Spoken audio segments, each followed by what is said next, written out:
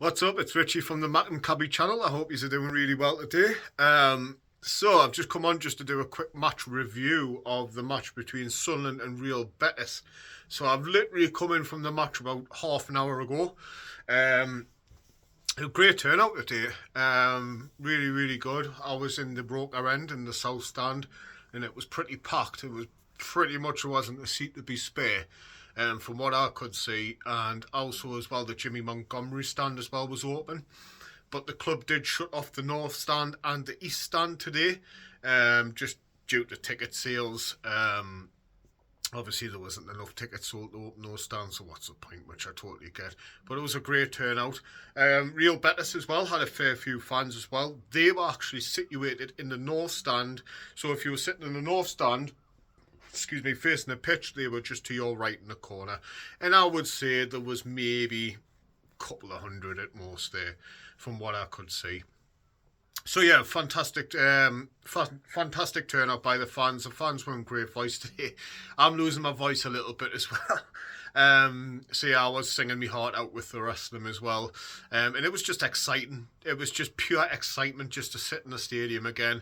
And it looked immaculate. The pitch looked absolutely fantastic. Premier League quality pitch. It was, it was just unbelievable. The work that the groundsmen do at the club is absolutely brilliant. So yeah, the pitch was immaculate. The whole stadium just looked really good. It was like I had a bit of a touch up as well, little bits and pieces here and there. And also as well, when I was in sort of like the area where the bars and the food area is as well, there was some new murals which I'd never really got a chance to go and have a look because I was with my son today. My son doesn't like busy crowds, so I couldn't really go in and have a look at things too much. But it looked fantastic. It's had a massive lick of paint. There's murals on the wall of different players and things, which unfortunately I never got to have a look at. But I'm going to have a look at next Sunday when I'm at the next friendly game. So yeah, it's all great. The whole stadium's had a spruce up. They've put in a bit of money to it as well, and that sound system is fantastic. I mean, my word, the bass on that sound system, I don't know why, but it was just pumping today. Like I could feel it pumping through my heart. Brilliant. The clubs really went out to town, to make us into a Premier League, looking stadium, looking ground, you know what I mean? It was fantastic. So, yeah, great turnout today, which was amazing to see by all the Sunderland fans as well. So anyway, moving on to the match. So what I thought of the match is we're playing Real Betis, who, as most were in the final of the Europa League last season, so they are a top quality team. And I think if Real Betis were in the Premier League, they would do pretty well. Let's be honest, they would be able to hold their own. They did have Isco as well today. Isco used to play for Real Madrid and now was at Betis, and you could just, by watching him a little bit, he had real quality, and you could tell that, so he was a big danger, and he was their captain today as well. So that was good. Coming on to Sunderland, it was a little bit, it wasn't too surprising to see the lineup. I was surprised to see Granit Xhaka starting, to be fair. But Jensen Seelt wasn't in the squad today, so partner in Dan Ballard was Ronaldo.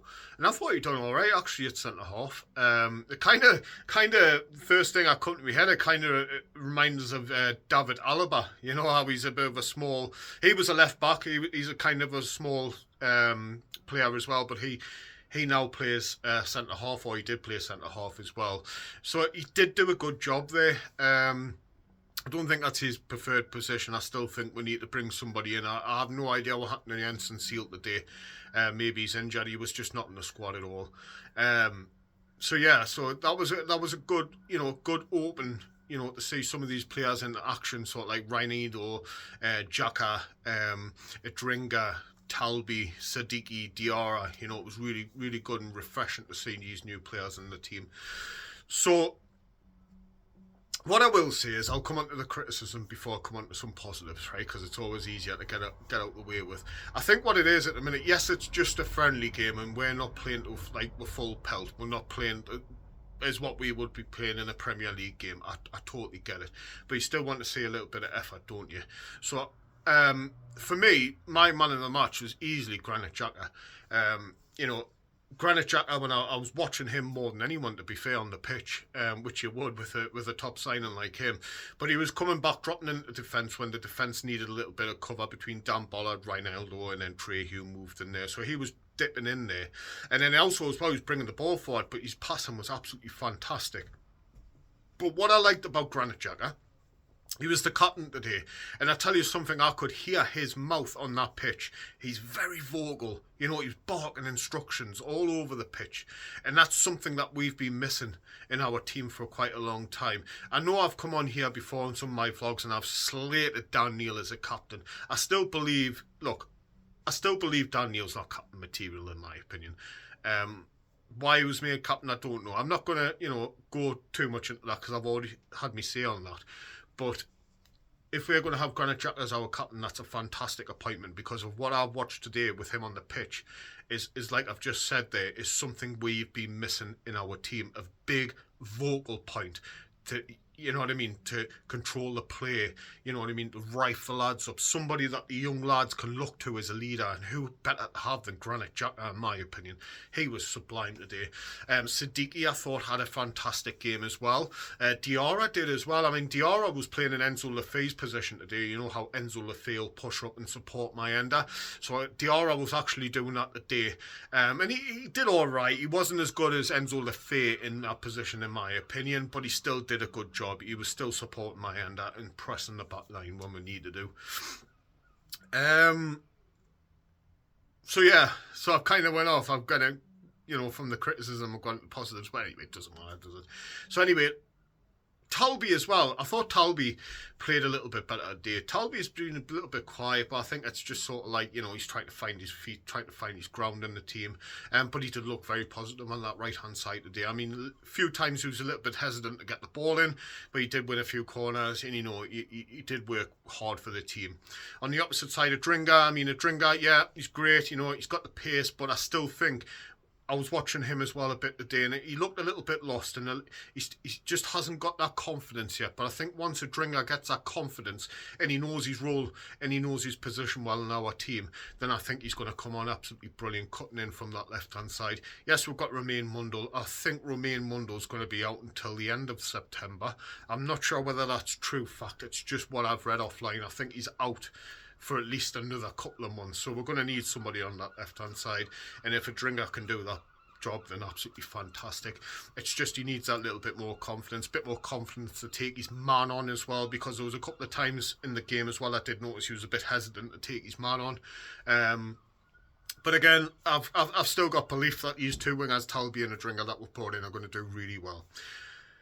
Mayenda, look, he looked a bit lost today on the pitch. I'm not going to, say anything. I can just tell you how I've seen it. He looked a bit lost. He didn't look like he had the confidence, he didn't have great support, let's be honest. He's not a big lad, to be fair. We were trying to play a lot of balls through to him. Xhaka, again, some sublime balls he played through. Trying to get the ball through to Mayenda, but unfortunately their defence was too good, and they were really good today, real Betis, let's be fair. I'm not sure on Mayenda. I'm not sure at the minute. In my opinion, what would be ideal, in my opinion, right, is bringing in a big target forward, like a 6'4", 6'5" forward, big, stocky, can hold that ball up, bring other players into play. That's what we're kind of missing in my team. Whether we'll get in our team, whether we'll get that type of player or not, I'm not sure. But that is something that we're missing, and something we could be sort of like ideal with, like for example, like a Kiefer Moore. That's what I'm trying to get at. We need somebody like that in our team. But like I say, whether that happens, that comes in, I don't know. But that's what we're missing. But Mayenda struggled, let's be honest. He hasn't scored all pre-season either, which is a bit worrying going into the Premier League season. You would like to think that your strikers are going to pick up at least 2 or 3 goals maybe.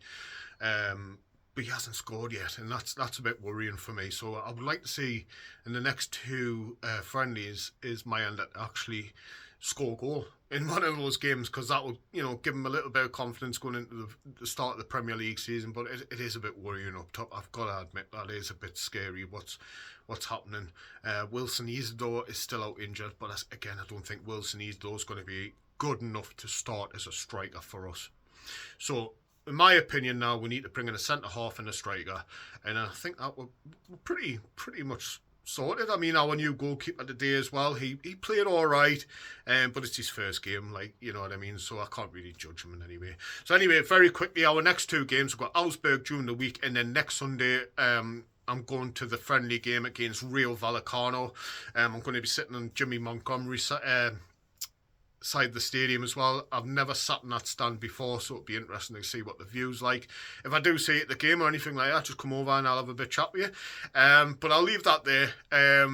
You know, overall, I thought it was a decent performance. Nothing too special. I mean, we are playing at the end of the day Real Betis, who were Europa League finalists last season. So we're not playing any type of mug team, you know what I mean? They are really decent. Anyway, I'll leave that there. I hope you enjoy the rest of your evening. And don't forget, on Monday night, we've got the Macklem Cabby show from 8 till 9, and we will come on there and have a bit of chat with you and obviously see what opinions you guys have as well. Take it easy. As always, take care of yourselves.